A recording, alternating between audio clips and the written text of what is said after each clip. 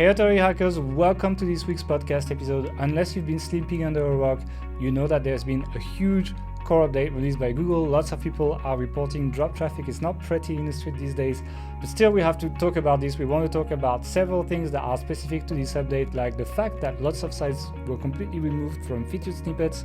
And we also want to share the specific framework that we are using on our websites to actually get out of these issues with core updates and slowly recover the traffic that was lost when this happens. So we're going to be talking about all of this in this episode, so don't miss it. If you like this kind of more practical stuff that tackles the news, etc., don't forget to like, subscribe, etc. Let's get started with the episode.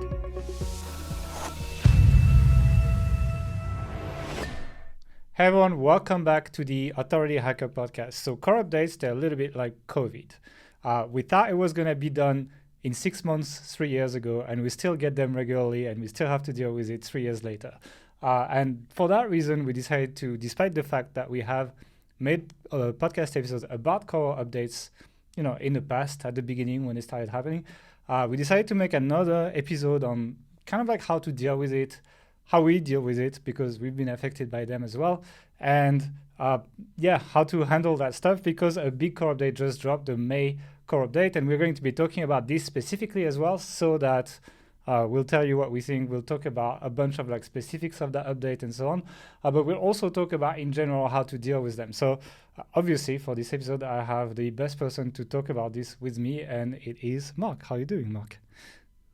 Not so good. I've got COVID. See, that's what I was talking about. And I like how you link those two things together. That's very clever. I think they're like equally annoying, It's kind of like... well, I don't know, because I would say COVID's like really annoying for maybe a week and a half, but then it just goes away. You don't really have to core do too updates much. Not so much. Yeah. Whereas core updates, if you don't do anything, then probably they're going to stay around for a while. Yeah, so they're more like what we're gonna talk about today. They're more like herpes, It's like, all right, let's not get. I don't speak from personal experience, so I don't know. But if you want to talk about something you catch once and you have to deal with for a while, well, here you go. Okay. Anyway, the only SEO podcast where we talk about herpes. Welcome to the Authority Hacker podcast. Thank you for tuning in. If you enjoy that podcast, don't forget to like, subscribe, and everything. But let's just jump into the actual episode and let's talk about what happened. Can you just tell us, did Google make any specific announcement for the May update? Yes. As always, they announce it on their developers blog, and they say something very, very generic about how you need to wait a couple of weeks till it fully rolls out, and make sure you haven't violated any of our terms. We're not offering very specific advice for this, as we do for any updates. Basically, it's a nice way of saying, yeah, we changed some stuff. We're not going to tell you what it is. Good luck to you out there. Yeah, pretty much. And good luck to you, because it seems like lots of people have dropped traffic. Like if you check, communities, Facebook groups, Twitter, etc., like really, I feel like this time, like a lot of people were affected. Actually, one of our sites that was affected in the previous update was affected a little bit, not too much, but still affected. But it's like if I check a lot of our members, but also a lot of SEO groups in general, lots and lots of people, report like, 20% traffic loss, 30% traffic loss, etc. Like these are numbers, not site killing numbers, but traffic drops. You always have to be careful with this though, because you go onto any forum community every time, and all of the people asking and complaining about it, like who are really curious, are those people who are affected, usually negatively, because they're like, this happened, so I need to fix it. So that's where all the chatter is. The people who are just completely unaffected by this are like, another update. I don't really care. I'm just going to carry on running my business. People who are positively affected will be like, oh, great. Well, I make more money. I'll keep doing more of what I was doing before.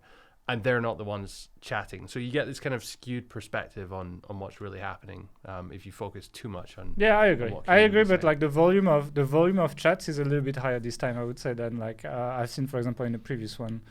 And the other thing to remember is that like it's not as if all that like search has just disappeared. No, people are still typing these queries every day. Someone else has to have won if your site lost. So yeah, but one thing that seemed to be quite particular to this update is that a lot of people were banned, like people call it banned from featured snippets, but like basically lost their featured snippets. They rank still like #1 organic, so they're like just under the featured snippets. But we actually have one site that was affected where we did have several featured snippets, and now if you check in Ahrefs, we have none of them. It's just like some other bigger authority sites took them. We still rank well for the query, right? We're not obliterated or anything like that. We're like, always in the top 3 pretty much when we had the featured snippet. We're still doing well and we're getting traffic, but not as much as when we had the featured snippet. And I think a lot of traffic drops can be attributed to that. It looks like, while featured snippets was something that everyone had a shot at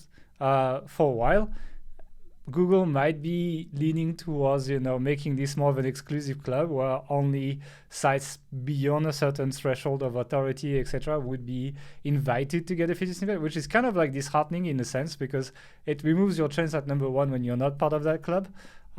So yeah, it's a little bit. Now, in some cases, I can understand why that would be because, if there's like a medical term or something quite serious related to money or something like that, if the wrong person gets the feature snippet and it's like taken out of context, bad things can happen. So you do really want to have a high threshold of trust for who you're letting give information out in a quick way. Even something more sort of benign about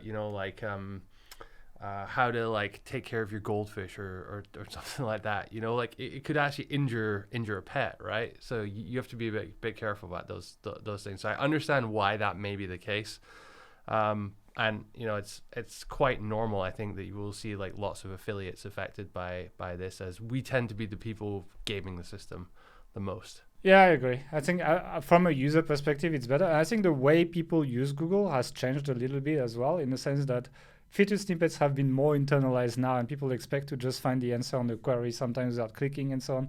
And so that content is not just an experimental feature anymore. It's really something that's a core part of Google after it's been like 3-4 years that there's featured snippets, something like this.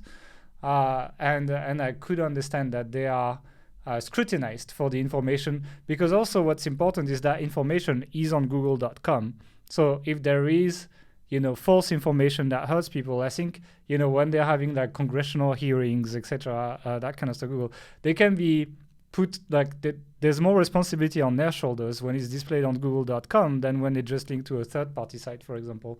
And I think for that reason, they might be scrutinizing what is on these featured snippets a bit more, which, it doesn't change the fact that like a lot of people listening to this podcast will just, lose access to featured snippets. And that's a pretty decent, I call it enough.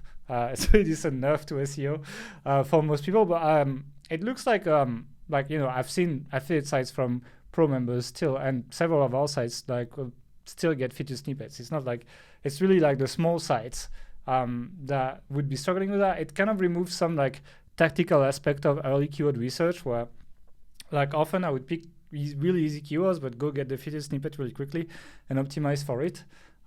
It looks also like the formula for featured snippets may have changed. So something that I've been talking a lot about is how you could spam the shit out of your keywords in featured snippets for a long time, right? You could just you could write strings of your keywords nonstop and get the featured snippet pretty much. This was how SEO worked in like the early 2000s. Just whoever had the keyword in the most amount of times on your page was #1. So it's not like, it's not shocking that they move ridiculous away, to think that the same sort of process has happened throughout the feature snippet. It looks like that's what's happening. They're kind of like refining it quite a lot, and it's like they might be applying a little bit more like analysis to the content and so on, rather than just like looking for the exact keywords, etc.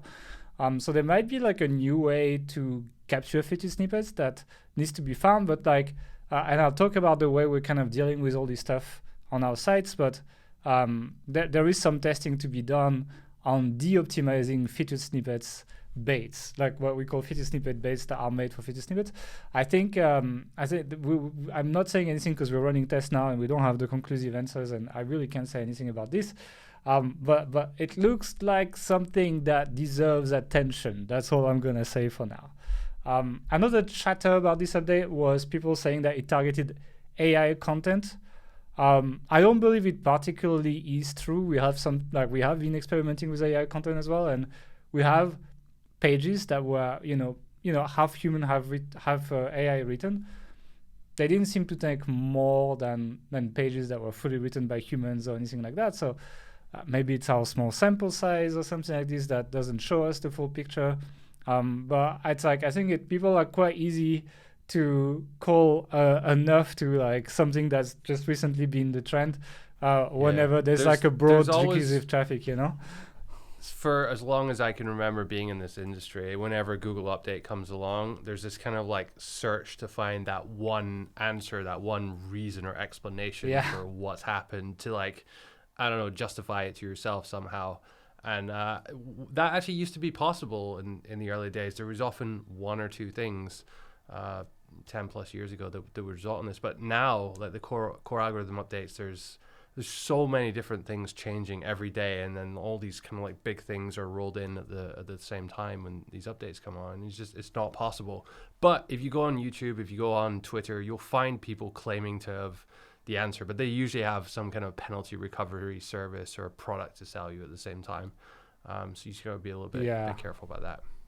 Yeah, so we're not selling anything on core updates here. So like, you can listen to us. We might say the wrong thing, but we're not gonna profit from it. That's what you can.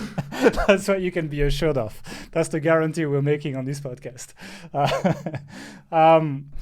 So like the thing as well is I talked to I was asking pro members okay, what do you want us to talk about in this podcast? And someone was mentioning that we should have a calming meditation to start the podcast. Probably gonna avoid that. But what I want to talk about is some questions that people gave us. So one of them was, how long do you wait if you've lost traffic until you do something, right? It's like, do you go like the day after the update? Quite often, they say 2 weeks, but I think Google is a bit full of shit. It's like, I think most of these updates happen within like 3 days, and then it's kind of sorted, and then it's just tiny movements, but like 80-90% of it is kind of done within 2 or 3 days. So if you're down, it's pretty rare that you get spanked and then you go back traffic, and then a week later it's like, oh no, actually it's okay. Nah, that doesn't happen. I can't remember seeing that happen. What happens, however, is people getting hit by a core update, and then the next update, then they go back up. That happens. That's possible, but usually these people have walked between the two updates, and that's the thing. They didn't necessarily do nothing, but sometimes they also do nothing. It also happens. So I've seen cases where a site has legitimately produced, best in the industry content, and it tends to be newer sites still, but like they've produced excellent content and all that, and they get hit in an update, and everyone who's overtaken them just has really crap content in comparison. But it got fixed in the next update. Like Google kind of realized the error of its ways there. So it does happen. And to be honest, every update someone says that, right? Someone's gonna be like, oh, it's only shit content outranking me. It's not fair. Everyone believes their content is the best, etc. So it's quite tricky to kind of take the sentiment away from the reality in these things, unless you look at hundreds and thousands of SERPs. But usually the larger the update, the more movement there was, the more likely they are to reverse things in the next update. I wouldn't be surprised to see some reversal in the next core update, because this one seems particularly large. Usually the smaller ones, there's not much reversal. The larger ones, there's a bit more reversal. People comeback stories, etc. All hope is not lost, but it's probably better to do a few things around if you want to improve things. And we're going to talk about what to do in a minute, basically. So that was the first question. How long do you wait until you do something? Then the next question someone gave me on the H Pro group was what to look for after a core update. It's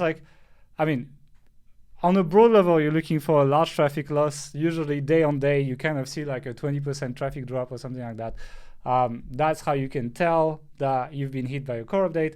But usually I like to look at it on the page level, because while often most of your pages get hit often because you have the same kind of editorial guidelines for all of them, etc. It can happen that some parts of your website get significantly more hit than others, and that's going to give you clues as to what to do to reverse some of these, actually. So it's quite handy. Another thing to look at, and that can be quite tricky, your traffic might look stable, but what's happening is that some of your pages went up and some of your pages went down. It's more rare, to be honest. Like usually the size gets smashed kind of like on the site level, but it can happen. So I tend to look at revenue as well, because sometimes you lose traffic on money pages, you gain traffic on like info pages, your revenue dropped, but your traffic didn't drop as much. And quite often the percentage of drop of revenue is not the same as your percentage of drop of traffic. For us in the last updates, it has like been usually a little bit less drop of revenue than traffic. Which is nice, but yeah, that happens. Large ranking swings, like, go to rank tracker, refresh your rankings. If you see like plus 20, minus 20, you know that, you've been affected. And I like to look at impression count in Webmaster's Console as well. It's kind of like the most sensitive metric. But the problem with Webmaster's Console is it's not updated in real time. Usually you have to wait like 2 days. Like you get data, some data the day after, but usually 2 days for the full data. And average ranking Webmaster's Console. Okay, so now what I want to talk about is the framework that we're using to basically attempt to get sites out of that traffic drop. And it's basically a testing framework. The idea is like to follow the scientific process. So make a hypothesis. So, formulate an opinion. So for example, I'm not critical enough of the products I'm reviewing, or I have too many affiliate links on my page, or my word count is too high. Things like that, like hypothesis like that. The second step is to create small-scale testing. So usually we create cohort of pages, like 5 to 10 pages, where we apply changes and then we go and re-index them in Google, and then essentially observe the ranking fluctuations over the next 2 weeks. And then we basically arbitrarily, based on the results we see, so usually traffic and analytics, search impression, average ranking, Webmaster's Console, that kind of stuff, decide whether the test was a success or a failure. And if it's a success, we update our editorial guidelines and we run a round of update on pretty much all the articles where that test can be attributed. So like, if we tested on roundup reviews, for example, we're going to be updating all our roundup reviews. If we tested on, info content, same thing. For example, if we rewrote our product description on roundup reviews, then we're going to be reordering, at least for the most important pages, all that content to the writers and make them do that. And then basically assess that. If it's a really big change, you can actually run this in batches. So let's say you run a cohort of like 10 pages, you got a positive result. What you do is then you run it on a cohort of like 30 pages or 40 pages. And if that's successful, then keep rolling out more and more and be willing to stop it if it actually doesn't prove to confirm the test you're running. Because testing on like 5 pages, 10 pages is still a low scale thing. Now let me just go one level deeper and let's go back to hypothesis. How do you decide what to do, basically? The first thing we do is Google communication. Unfortunately for this update, it wasn't very useful. But for example, the review guidelines were quite interesting. Like, they want to show that the person that writes about this is knowledgeable. So basically EAT, they say that. We're going to test it. We'll see if it makes a change to the rankings or not. We'll change it on 5 pages. Maybe we'll update the auto box. Maybe we'll update the auto page, and maybe we'll update the about page to try that hypothesis, for example. One of them was our featured snippet bait is too heavily keyword optimized, it worked before, but it might lean us into over optimization. So we'll just be testing that. Another thing that I like to do is I like to observe the subs and essentially see who is ranking above me at that point. So if I was number one, I'm looking at who is ranking number one. I open 2 browsers, my page, their page, and I make a bullet list of all the differences between their page and our page. For example, one site that dropped recently, we noticed that every page that ranks above us has these pros and cons on product description in roundup reviews, and we don't. So we're running a cohort test, adding pros and cons, and we have some early results that it's actually doing better since we added them. So it's one thing that works. But again, it might depend on the industry. So don't say like all roundup reviews need pros and cons. But in that case, it seemed to actually work. Third thing I look at is community feedback. So people talking on Facebook groups, on Reddit, etc. It's quite tricky, this one, because people say a lot of shit, to be honest. And you got to be a little careful. People talk with their emotions when there's a core update and so on. And I'm really looking for like a repeating pattern where I see the same message 5 times, 10 times, etc.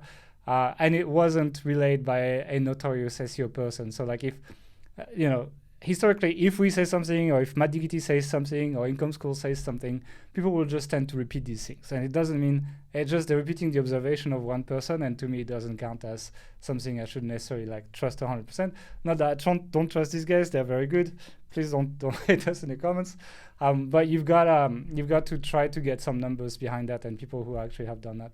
And that's basically how we find these. So find these, do a cohort of 5-10 pages, test. If it's a winner, deploy to more pages, deploy to more, and then if it's a loser, just abandon the idea, basically. It's not perfect, but it's a good way to work.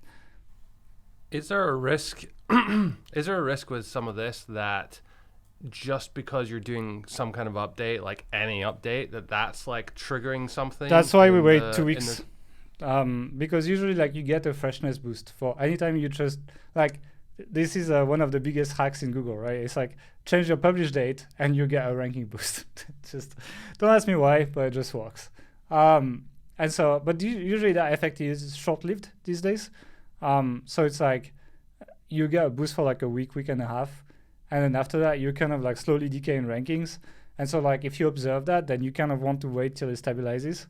But that's why you need to wait a certain amount of time after, because you're likely to get this freshness boost, especially because you've updated the actual content when you do that. It's not just changing the publish date. You've added something to the page or edited something on the page.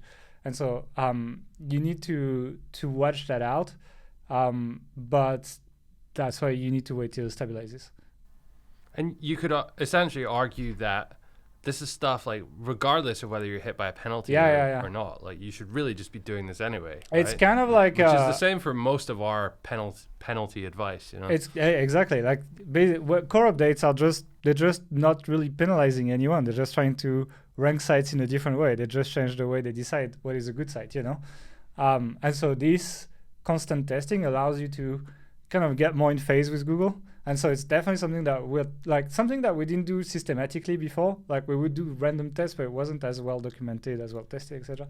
And now we're like really building that framework around that. Essentially, also like these core updates kind of forced us to like look at this and work on that. And it's kind of like, it's tricky because by the time you deploy, like, you know, you do a test. So let's say you need to rewrite parts of your article, etc. Like even for a cohort of like 10 pages, if you get a freelance writer to do that, could take like a week, you know, to get that content. Then you need to deploy it on your site. Then you need to reindex. Then you need to wait 2 weeks after it's reindexed. So like a single test can take like 4 or 5 weeks. So it's not exactly like a quick fix or something, because that's to get the answer to that test. It could take 4 or 5 weeks. But then after that, you need to deploy what has been winning to the rest of your site if you want to get the actual benefits from having run that test. And so like, and it may be inconclusive, like you may have to do this 3 or 4 times before you get anything. Which is why I said it, maybe you're better off just increasing the size of the cohort after, like you do for 25 pages, for example, and recheck, etc. So like, because what you're trying to do here is you're trying to preserve resources and only work on stuff that actually makes a difference, while at the same time just like using observation to make the best decision. And it's not easy and it takes time, but it's probably the best way to over time kind of like reverse the negative effect of these updates. It's unfortunately not like an overnight thing, press this button, get your rankings back. But usually because of the way Google works, they're basically rejudging your links and your content. And one thing that I wanted to mention as well, your hypothesis need to be done on a link level as well, not just for what's on your page. It's not just on page. These core updates could be reevaluating how links are calculated as well. We don't know about that. So it's like, you know, which pages you target for your link building, which criteria you are using to select sites that you want links from, who you outreach to, things like that. Like, and so you need to constantly, like now we have this, we're basically using Asana, but we use it like Trello, you know, we use a Kanban board, and we have a column that's like ideas with like a bunch of documented ideas and like screenshots and everything that shows everything that we want to change. And then we have this testing column where we have our staff that, you know, every time there's something done with that test, they drop a comment with URLs that have been worked on, what date, what rankings, what everything. And then eventually, if it's conclusive or not, we post the result and we move it to the successful thing. And then some tasks come from like updating the content guidelines, updating the link building guidelines, you know, talking to a writer and change the way they write, changing the way we score things like that. Like we change the way we run the website, you know, and so we do a core update to the way we run the website, you know. And it's like, It's not perfect, but it's the best we've found at being preserving of resources and being like the most efficient, you know. So it's like eventually it's still like we only started this recently, so I don't want to like say, oh my god, this is the solution to all core updates. That's what we're doing right now. We're quite positive. We've seen some positive results on some early tests, etc. So we're quite positive that this is going to be a good framework. But we'll document more in the future if people are interested in that, and if we get good results from it. Basically, like I want to see like bigger trends of traffic on the sites now. It's too early to really tell, but that's how we're dealing with it. I think what this framework also gives is a way to basically not future-proof yourself, but give you a mechanism to deal with any potential future update that can come at you. And I think that's a big problem, because there's this perception that there's like almost like an element of luck or randomness to like, oh, I'm going to do this stuff and maybe I'll get hit, maybe I won't. And then it's just like, oh, well, I got unlucky with this site and I think on Google or something. The most important is like, you run a site, you get some success, and you just like, oh, let's scale this shit, and let's do as much as we can. And that's when you create SOPs, etc. And you just kind of like copy paste your process, right? The problem is like that tends to take you to a direction where you do like you've always done. So like, you're still writing your roundup reviews like you did 2 years ago because you had some success there. And during that time, the industry evolves and like the content level increases and people do more things. And you haven't changed that because you haven't really gotten the feedback of lower traffic since then. And Google is pretty brutal in the way to give you this feedback these days. It's just like overnight, bam, 50%, like 15% drop or something. Like it's brutal, but that's essentially the way they give you feedback on like, hey, you're not like, it's not exactly up to the standards that we expect these days.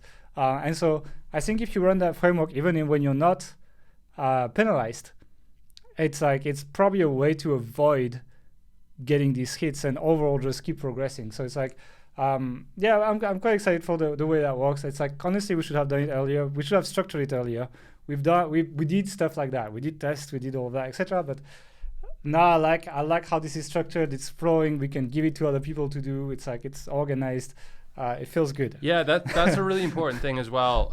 When it's just you working in the company, like it's very easy to kind of like internalize a lot of this stuff and just kind of like, it seems obvious, I had this content doing that and this one that. But when there's more people, especially when you have multiple people doing SEO, link building, many different writers for each category and all that kind of thing, then this can really really help give you a framework to do all that. And if you're like an in-house SEO or something, who whenever you get hit by a core algorithm update like this, your boss or whatever is like, what happened here? And you're like, I don't know. It's a core algorithm update. Nobody knows. It's a very hard thing to like communicate upwards to management and stuff. But like having someone like this will show you, okay, well, this is what we're doing about it. And it's a bit more kind of, it's not entirely double blind scientific standard level. No, it's not. And you can never realistically get that with SEO, right? There's still an art form underneath all of that.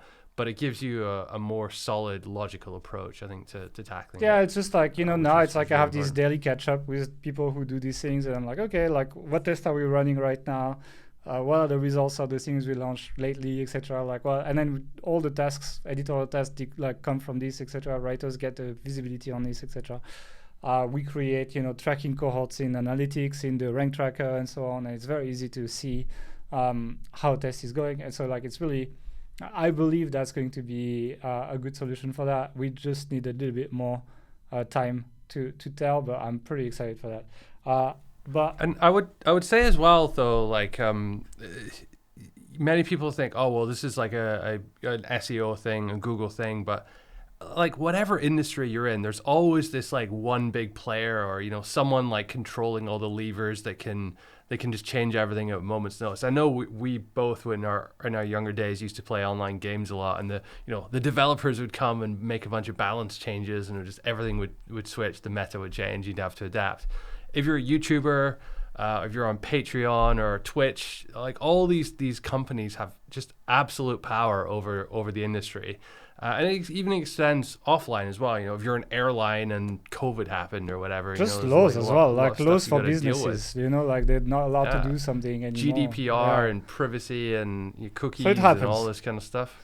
Like it's just a fact of running a business, especially like the bigger you get, the more of this stuff you have to deal with, and it's kind of you should dedicate at least some of your resources to getting ahead of it rather than being reactionary all the time. I do think there's a few things specific that like online marketing SEO type businesses can do that I've seen them fall foul of before.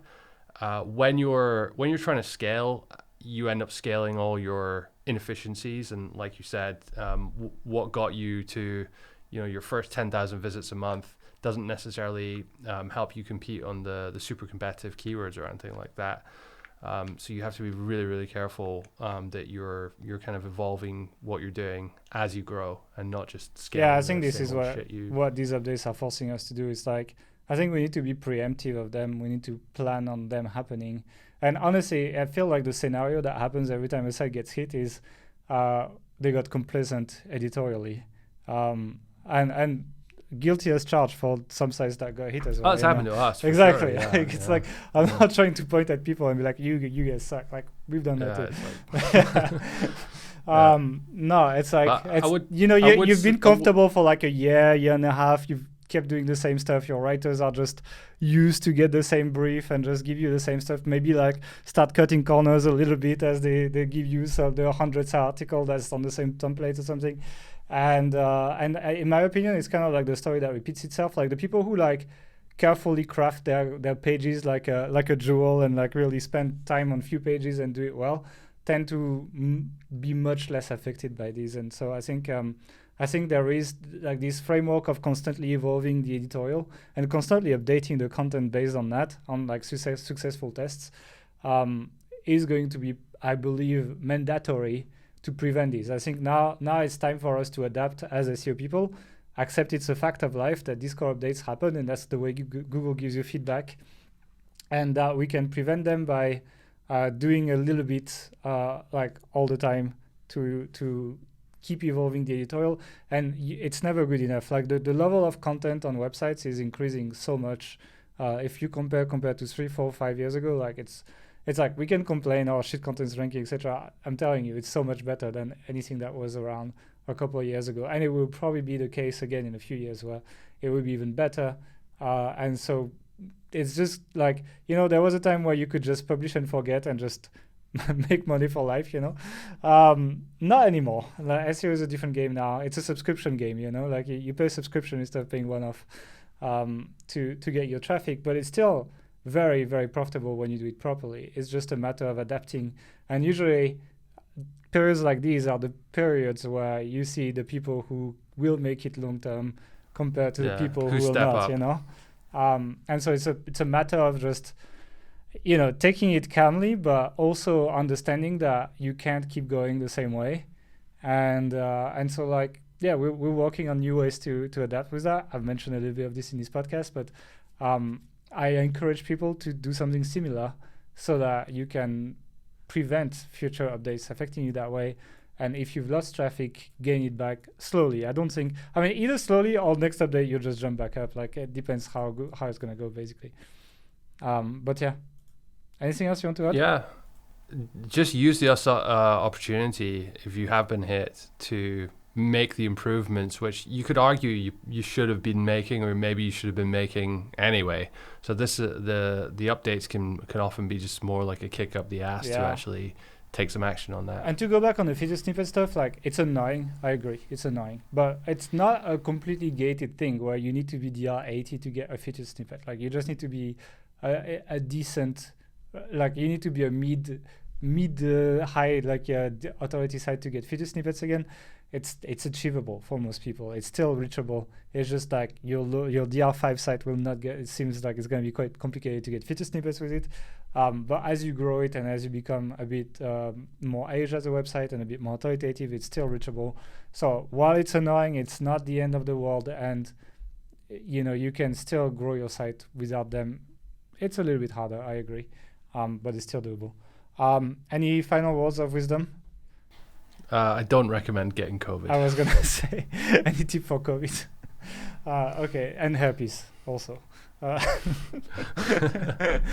people on Reddit are gonna start saying we talk. There's a conspiracy going on here somehow, isn't there? I kind of like launching these random rumors like this, and people just it gets people chatting, But not this one. I mean, come on.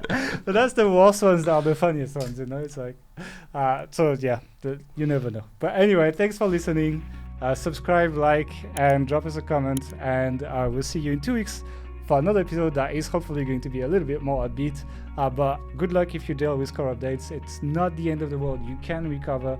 I recommend you maybe go back and listen to that section on testing that I mentioned, because I'm really quite positive from the early stuff I've seen from that.